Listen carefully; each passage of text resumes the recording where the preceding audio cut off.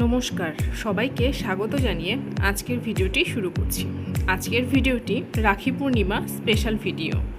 তো বুঝতেই পারছো, আজকে আমরা রাখি বানাবো। আমি এখানে দু ধরনের রাখি বানানো দেখাবো আজকে। তো প্রথমেই এখানে আমি কিছু পুঁথি বলতে পারো বা মতি বলতে পারো বা বিট, এগুলো আমি নিয়ে নিলাম, আর সাথে 1 লাচ্ছি সুতো। এই বিটস আর পুঁথিগুলো দিয়ে আমি 4টি ডিজাইনের রাখি বানাবো, দেখতে থাকো।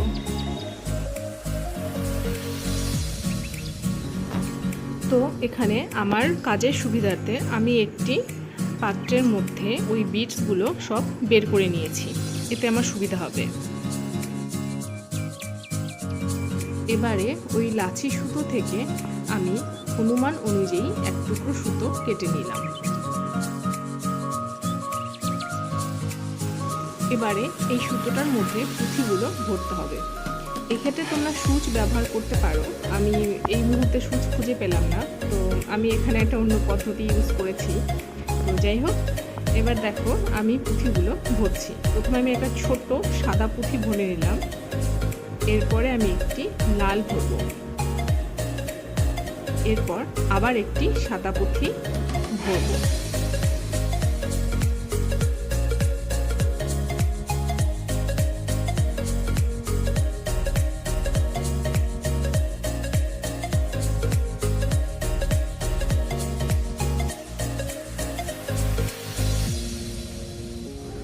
এরকমভাবে ভরে আমি একটা রাখি তৈরি করে নিলাম। তো দেখো কেমন হয়েছে ডিজাইনটি, আমার তো ভালোই লাগছে।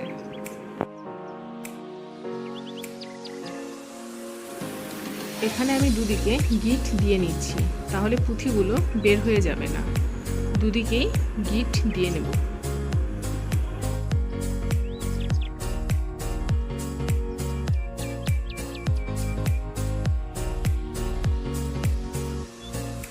তো ফাইনালি আমার একটি ডিজাইন রেডি। এরকমভাবে আমি দ্বিতীয় ডিজাইনটিও রেডি করে নিয়েছি। দেখো সেম দুদিকে গিট দিয়ে নিতে হবে, তাতে পুঁথিগুলো বেরিয়ে যাওয়ার কোনো চান্স থাকে না।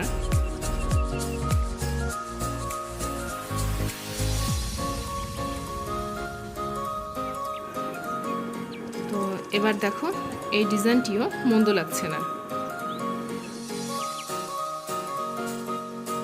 এরকমভাবে আমি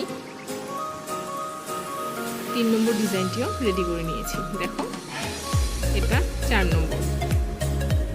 তো এরকমভাবে আমি 4টি ডিজাইনের রাখি তৈরি করে নিয়েছি।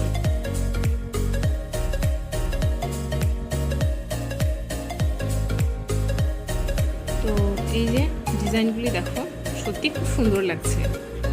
কমেন্ট করে জানিও তোমাদের কেমন লাগলো। এখানে আর এক ধরনের রাখি বানাবো। এর জন্য আমি একটি বিয়ের কাঠ নিয়ে নিয়েছি, এটা যেহেতু একটু ভারী হয়, তো এর থেকে আমি 3টি গোল মতো অংশ বের করে নেব।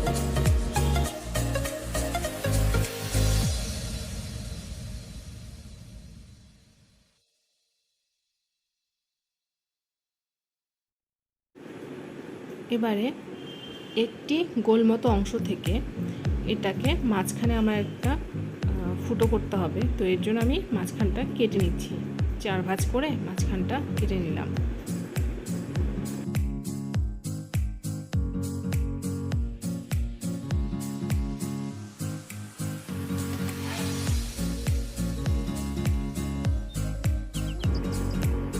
এবার আমি এখানে একটি সুতোর রিল নিয়ে নিয়েছি, এটা রানী কালারের সুতো।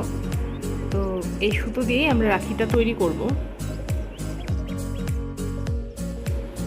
এবার এই সুতোটা আমি এখানে একটি বক্সে ঢাকনার মধ্যে পেঁচিয়ে নিচ্ছি। তোমরা চাইলে বই বা মোটা কোনো কাগজের ওপরও এইভাবে পেঁচিয়ে নিতে পারো।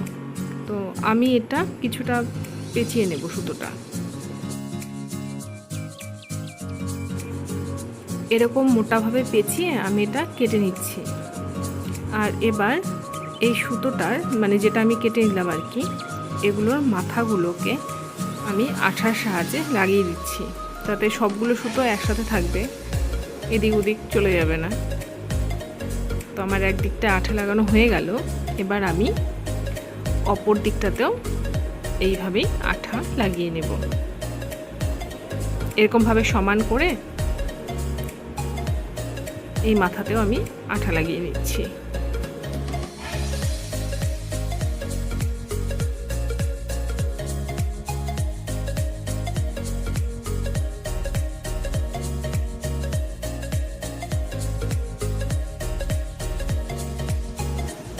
এবারে এই সুতোর লাছিটা ওই যে আগে থেকে যে আমি এটা গোল মতো অংশ কেটে রেখেছিলাম ওটাতে যেভাবে আমি দেখাচ্ছি সেভাবে পেঁচিয়ে নিতে হবে। পেঁচিয়ে পুরো হলুদ যে কাগজটা আছে সেটা পুরোটা ভরে নিতে হবে।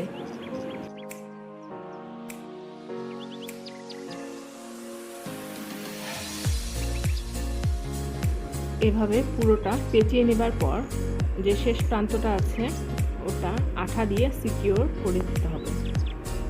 দেখো আমি এখানে আঠা দিয়ে লাগিয়ে দিলাম, আর বাড়তি যেটুকু থাকবে সেটুকু আমি কেটে বাদ দিয়ে দেব।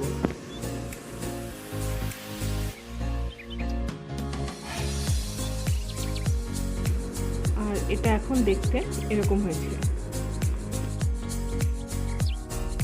এবারে আরেকটি ওই গোল টুকরোর মধ্যে ভালো করে আঠা লাগিয়ে আমি এটা বসিয়ে দেব, এক সাইডটা বসিয়ে দেব।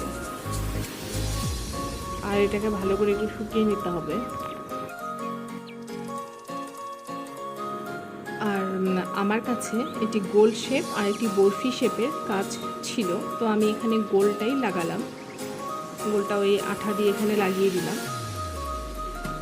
এবার এই সাইড থেকে কাঁচি দিয়ে এটাকে সুতোগুলোকে আর কি কেটে নিতে হবে। পুরোটা কাটার পর ভেতরে যে হলুদ গোল মতো অংশটা ছিল সেটাকেও সাবধানে বের করে নিতে হবে। আমি এখানে বের করে নিলাম। এবার বাইরে যে সুতোগুলো কিন্তু এবড়ো খেবড়ো একটু থাকবে, তো এগুলোকে একদম কেটে গোল মতো শেপে সমান করে নিতে হবে। তো আমার এটা কাটা হয়ে গেছে। তো এবারে আমি সুতো লাগাবো, এর জন্য এর পেছনে একটু আঠা লাগিয়ে নিয়ে ওই একটি সুতোর টুকরো লাগিয়ে দিলাম এবং শেষ যে আমার গোল মতো অংশটা ছিল সেটা এবার পেছনটায় লাগিয়ে দিলাম।